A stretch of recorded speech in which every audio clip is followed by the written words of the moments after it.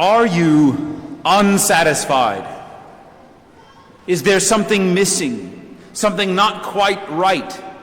Do you often wake up or fall asleep with the nagging sense that there's something you want but don't yet have? Like maybe you're hungry, but not quite sure if it's real hunger or perhaps boredom, or that you don't even know what it is you want to eat. And after that late night snack or the early morning breakfast, does that vacancy, that subtle emptiness, still tug at the edge of your mind? Good. If any of that describes your common experience, that's a good thing. Our basic instinct tells us it is good to be satisfied, to be comfortable and full and at rest. And it is good. But true wisdom tells us that actually, to be unsatisfied, to want more, to hunger and thirst, is a blessing. Blessed are those who hunger and thirst for righteousness. Many of you are here right now because you hungered for more. The man or woman who is satisfied with life is at rest. The one who hungers, who thirsts, who longs for something, even if they can't quite define what it is, they go looking. And God is found by those who look for him.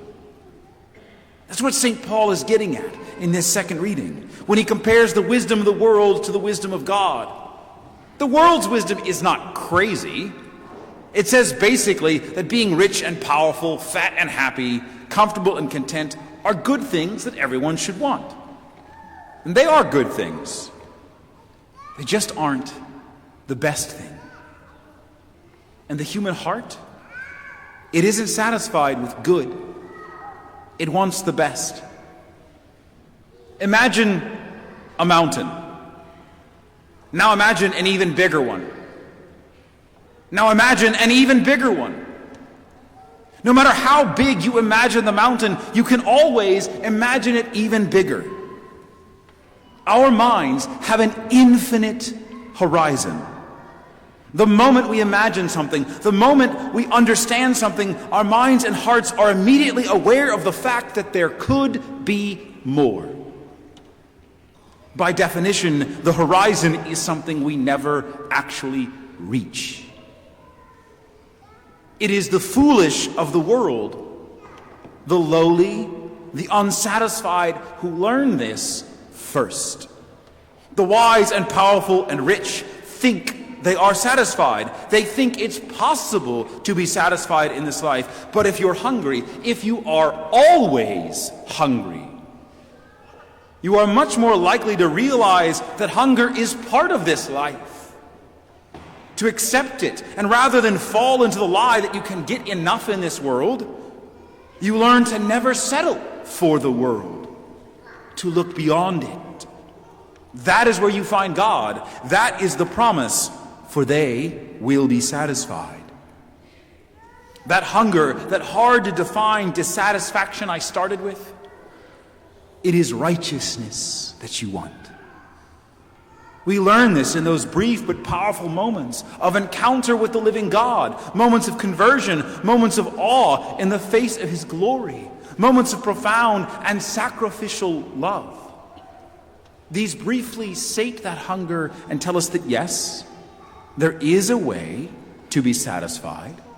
Our hunger is not pointless. And that if we want the hunger to do its job, we keep it pointed at God and his kingdom.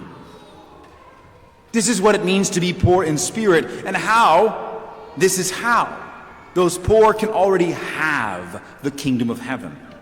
Poverty of spirit, hunger for righteousness, purity of heart, meekness, these qualities do not mean that we have heaven perfectly, but they mean that we at least know what we want, which puts us miles ahead of those who don't know, who twist their desires and chase illusions.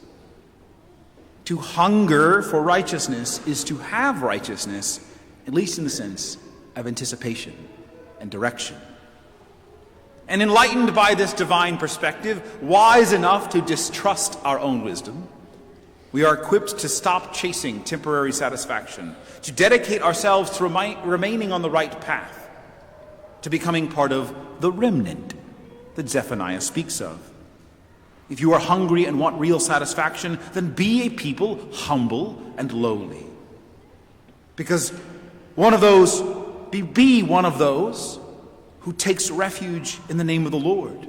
Do no wrong, speak no lies. If you are hungry for God, and all of us are, but you at least should know that's what you hunger for. If you are hungry for God, then go where He is. Where is that? Besides the obvious answer of here, look at our psalm just sung for us. The Lord gives sight to the blind, raises up those who are bowed down. The Lord loves the just and protects strangers. He secures justice for the oppressed and sustains the fatherless and the widow. Wherever those things are done, there is God. And if they are not being done, do them. Satisfy your hunger by making God present in that way. Being hungry is where it starts, and blessed are you if you know this, but to truly satisfy that hunger will mean hard choices. It will mean changed relationships, dry and difficult moments in prayer, perseverance in commitments to the church and sacraments, following through in the lonely, tired moments on the promises you made in the midst of motivation and community.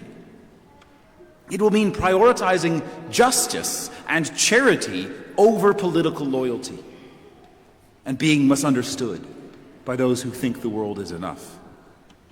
It will mean persecution. But if you're hungry enough to do this anyway, blessed are you, for the kingdom of heaven is yours, and great is that reward.